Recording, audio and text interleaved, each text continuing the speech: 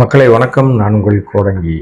நள்ளிரவு நேரம். இப்போ இந்த வீடியோ பேசிக்கிட்டு இருக்க டைம் வந்து ஒரு நள்ளிரவு நேரம். இந்த நேரத்தில் கூட பரபரப்பாக தமிழ்நாடு அரசியல் களம் இருக்குது.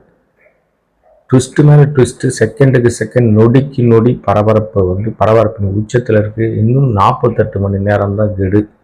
48 மணி நேரத்திற்குள்ளாக ஒரு ஆட்சி இங்கே அமைந்தாக வேண்டிய கட்டாயம்.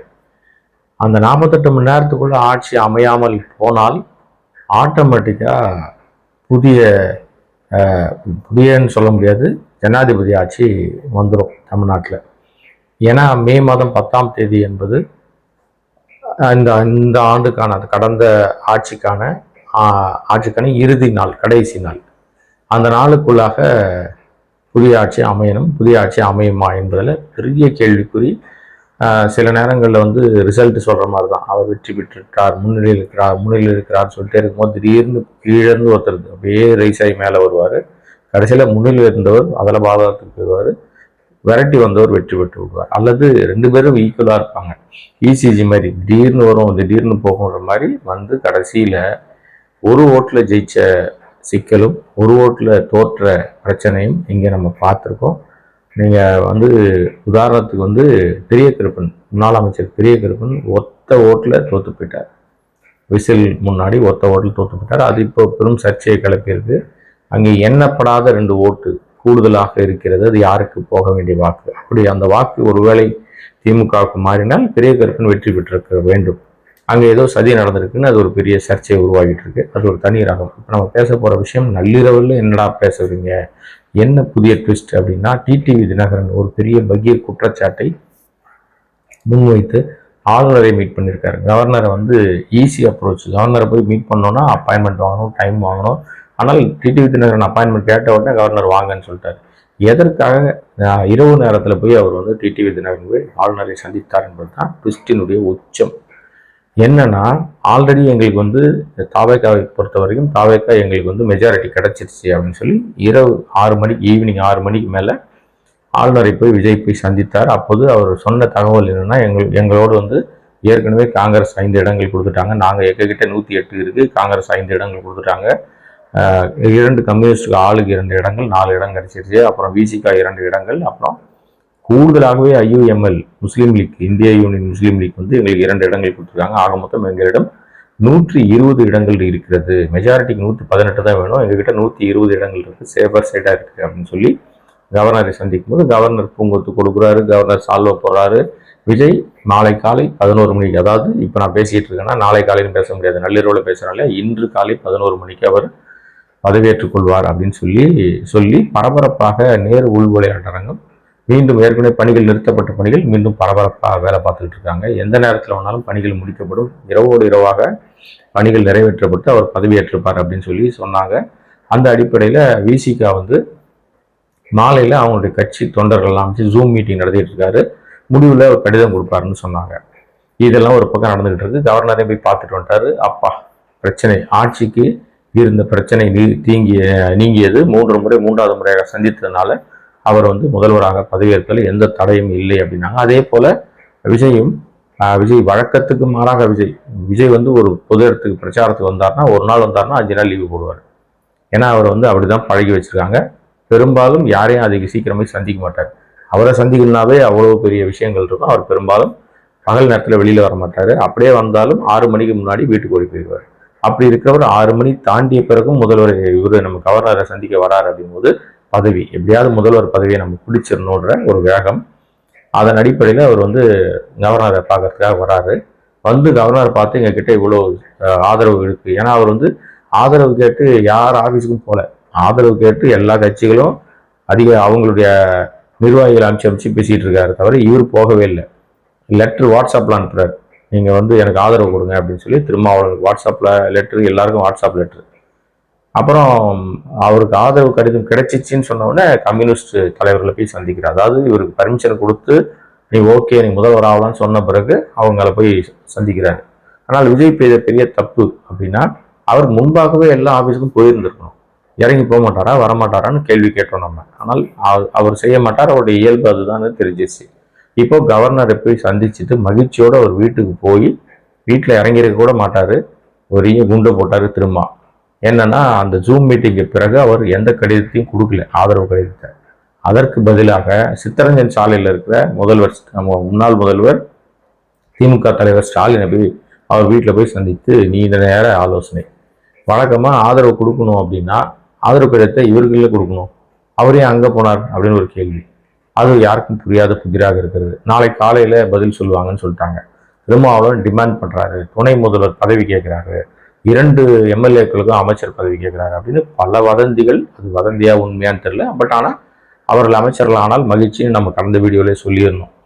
ஆனால் அது நடக்குமானே தெரியல. ஏன்னா திருமாவளவன் ஆதரவு கருத்தை கொடுக்கல. IUML சொல்லப்படுகிற இந்திய யூனியன் முஸ்லீம் லீக் காதர் மொய்தீன் அவர்கள் மிக வெளிப்படையாக தெளிவாக நாங்கள் தாவேக்காக்கு எந்த காலத்திலும் ஆதரவு தர மாட்டோம், அதற்கு வாய்ப்பே இல்லை, நாங்கள் நேற்றும் திமுக, இன்றும் திமுக, நாளையும் திமுக அப்படின்னு மீண்டும் பல முறை உறுதிப்படுத்தினாரு. மறுபடியும் அவர் உறுதிப்படுத்திட்டார். இது ஒரு பக்கம் நடந்துகிட்டு இருக்கு. மாலையிலேருந்து ராத்திரி வரைக்கும் அவர் வீட்டுக்கு போய் சேர்ந்தவுடனே அதிர்ச்சி மேல் அதிர்ச்சி. விஜய்க்கு ஆதரவு கிடைக்கும்னு நினைச்சாரு. 4 வாக்குகள், 4 ஓட்டு கிடைக்கல. 4 பேர் ஆதரவு கிடைக்காதனால மீண்டும் தொங்கி கொண்டிருக்கிறது. முழு மெஜாரிட்டி வரல. வந்துடும் நினைச்சா கவர்னர் மாளிகையிலிருந்து அழைப்பும் வரல. அவருக்கு 118 பேர் நீங்க இருக்கின்றீங்க, ஆனா அவங்க யாரும் எந்த விதமான கடிதமும் கொடுக்கல. ஃப்ளோர் டெஸ்ட் பண்ணுறதுக்கு முன்னாடி என் முன்னாடி கொண்டாந்து ஆஜர்படுத்துன்னு சொன்னார்னு சொல்லலாம். அது கவர்னருக்கு அந்த உரிமை இருக்கு. ஆனால் அது முன்னுதாரணம் அல்ல. அந்த முன்னுதாரணத்தை அவர் எடுக்கவே கூடாது. ஃப்ளோரில் தான் டெஸ்ட் பண்ணணும் ஆக்சுவலாக. அதற்கான சூழலை இவர் ஏற்படுத்தாமல் மேலும் மேலும் இடியாப்ப சிக்கல் ஏற்படுத்தி கொண்டே இருக்கிறார் விஜய். அதனால தான் சின்ன பிள்ளை வெள்ளாமல் வீடு சேராதுன்னு நம்ம சொன்னோம் முன்னாடி. உண்மைதான். ஏன்னா இவருக்கு கொடுக்குற அந்த அரசியல் ஆலோசனைகள் ரொம்ப அபத்தமாக இருக்குது, ரொம்ப தப்பாக இருக்குது. கூட இருக்கிற ஆட்கள் யாருமே சரியில்லை போது விஜய்க்கு. தொடர்ந்து அவர் அசிங்கப்பட்டுக்கிட்டே இருக்காரு. அவர் செய்கிற எடுத்து வைக்கிற எல்லா முடிவுகளும் தப்பாக போயிட்டே இருக்கு. இப்பவும் போய் அவர் தேவையில்லாமல் மறுபடியும் 3வது முறையாக பார்த்தும் இதுவரை கவர்னர் மாளிகையிலிருந்து அவருக்கு அழைப்பு வரவே இல்லை. இப்போ அவர் திட்டமிட்டபடி இன்று 11 மணிக்கு பதவி ஏற்றுப்பாருன்னா கஷ்டம். பதவி ஏற்றுக்கிறதுல பெரும் சிக்கல் நீடிக்குது. ஜனாதிபதி ஆட்சியை நோக்கி தான் நகருது. இது ஒரு பக்கம் நடந்துகிட்டு இருக்கும்போது இன்னொரு குண்டை போட்டார் டிடிவி தினகரன். அம்மா மக்கள் முன்னேற்ற கழகத்தினுடைய பொதுச் செயலாளர் டிடிவி தினகரன் திடீர்னு என்னுடைய கட்சி எம்எல்ஏவை காணோம். அவர் கட்சி ஒரு எம்எல்ஏ வைத்திருக்கிறார். மன்னார்குடியை சேர்ந்த காமராஜ், மன்னார்குடி தொகுதியில் காமராஜ் வெற்றி பெற்றிருக்கிறார். அவர் அமமுகவை சேர்ந்த அவர் அதிமுக கூட்டணியில் இருக்கார். அவர் ஒரு எம்எல்ஏ அவர் வைத்திருக்க அந்த எம்எல்ஏ காணப்பட்டார். அவர் என்னை தொடர்பு கொண்டார். 6:30 மணிக்கு லெட்டர் கொடுத்தாரு. அதுக்கப்புறம் அவர்கிட்ட எந்த தொடர்பும் வரல. நான் ஃபோன் பண்ணால் எடுக்க மாட்டாரு. அவரை கடத்தி விட்டார்கள். குதிரை பேரம் நடந்திருக்கோம், பயமா இருக்கு எனக்கு. அவரை கடத்திட்டாங்க. கடத்தி ஃபோன் எடுக்க முடியாத அளவுக்கு மிரட்டி வச்சிருக்காங்களான்னு தெரியலன்னு ஒரு பெரிய குண்டை தூக்கி போட்டாரு டிடிவி தினகரன். டிடிவி தினகரன் குண்டை தூக்கி போட்டார் அப்படின்னா உண்மையிலேயே எம்எல்ஏக்களை காபந்து பண்ணி அழகாக கூட்டு போய் கூவத்தூர் ரிசார்ட்ல வச்சு அவர்களை பத்திரமாக பாதுகாத்து அப்படியே ஆட்சி அமைப்பதற்கு பேருதவியாக இருந்த டிடிவி தினகரன் தான் இப்போ தன்னுடைய கட்சி எம்எல்ஏ காணோன்னு பகீர் குற்றச்சாட்டை சொன்னார். ரிசார்ட்ல தான் அதிமுக மக்கள் தங்கியிருந்தாங்க பாண்டிச்சேரியில். அங்கே தான் இவரும் இருந்தார். அப்புறம் அங்கேருந்து வருகிற வழியில் என்ன நடந்ததுன்னு தெரியல.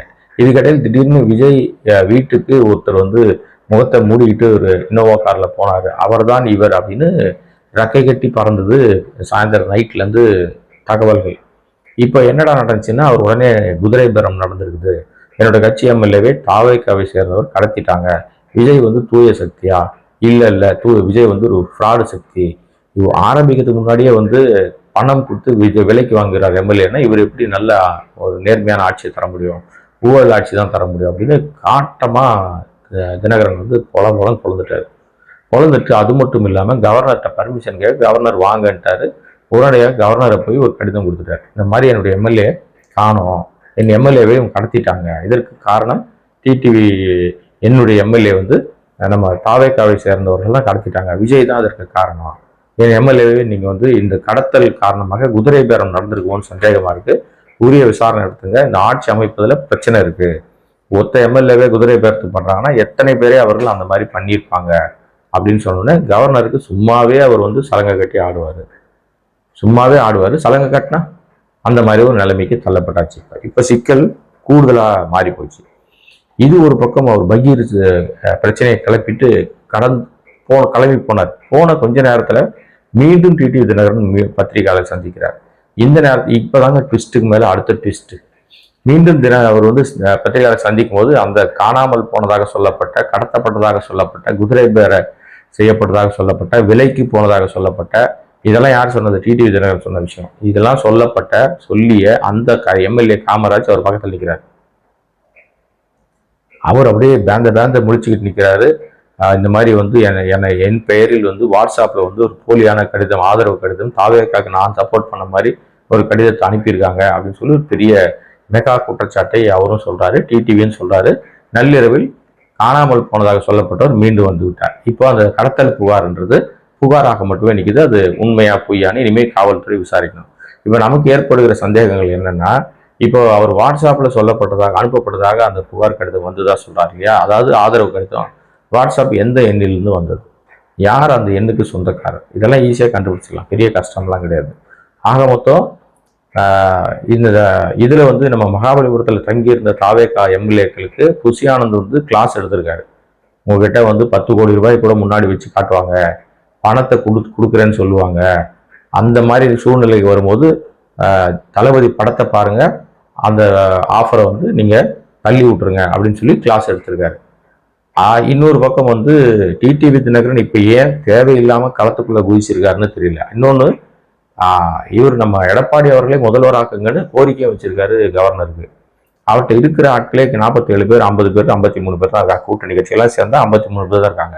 53 பேரை வச்சு எப்படி வந்து 118 வந்து தொட முடியும் அப்படின்னா, ஏதோ வேறொரு வேலை நடக்கிறதோ அப்படின்னு ஒரு சந்தேகம் இருக்கு. ஏன்னா தாவேக்காவை சேர்ந்தவர்கள்லாம் புதிய எம்எல்ஏக்கள். அவர்களுக்கு எம்எல்ஏ பதவினா என்னன்னு தெரியாது, அதோட பவர் தெரியாது, அதுக்கான செல்வாக்கு தெரியாது, எதுவுமே தெரியாது. சாதாரணமா இருந்தவங்க அல்லது வாய்ப்புக்காக வந்தவங்களுக்கு அகஸ்மாத்தா முதல் தேர்தலிலேயே வெற்றி பெற்று விட்டார்கள். இப்போ கிடைக்கிற தகவல் இருந்துன்னா உச்சபட்சமா இருக்குது. தாவேக்கால இருக்கிற இப்போதைக்கு அவர்கள் வந்து அடைக்கப்பட்டிருக்கிறார்கள் தான் சொல்லணும். அங்கு இருக்கிறவர்களே கிட்டத்தட்ட ஒரு 50 பேர், 52 பேர்களுக்கு மேலுள்ள அந்த எம்எல்ஏக்களை, பாதிக்கு பாதி எம்எல்ஏக்களை விலை கொடுத்து வாங்குவதற்கோ அல்லது தூக்குவதற்கோ அவர்களை கொண்டு வருவதற்கோ ஒரு பெரிய பேரம் நடந்து கொண்டிருப்பதாக பெரிய புகார் ஒன்று உருவாயிருக்கு.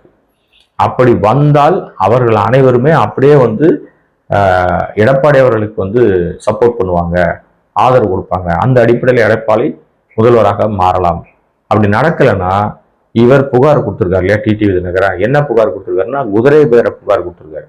பணம் கொடுத்து எம்எல்ஏக்களை விலைக்கு வாங்க முயற்சிக்கிறது தாவேக்கா, இந்த மாதிரி போலியான கடிதம் கொடுத்துருக்காங்க. இந்த கடிதம் போலியாக இருப்பதால் இவர்கள் கொடுத்த அனைத்து கடிதங்கள் மீதும் நம்பகத்தன்மை இல்லை, எல்லாரையும் வந்து வரிசையில் நிப்பாட்டி நீங்க வந்து கவுண்ட் பண்ணுங்க அப்படின்ற ஒரு விஷயத்துக்கு தள்ளுறதுக்கு முயற்சி எடுக்கிறார்களோன்னு சந்தேகம் வருது.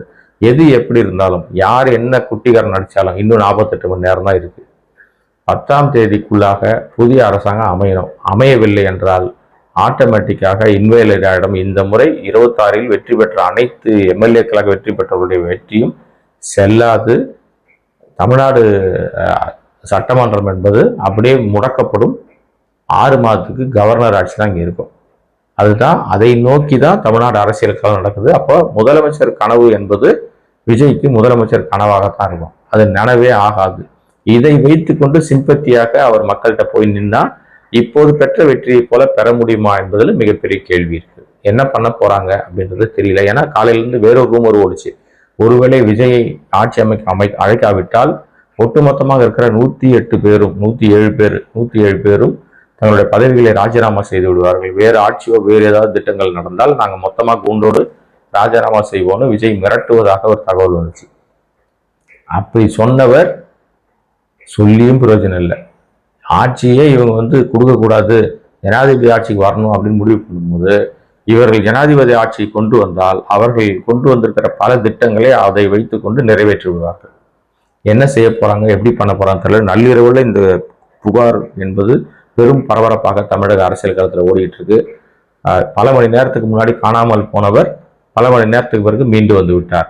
இந்த புகாரில் எந்த அளவுக்கு பரபரப்பு இருக்கிறது, உண்மை இருக்கிறது என்பது போக போதான் தெரிய வரும்.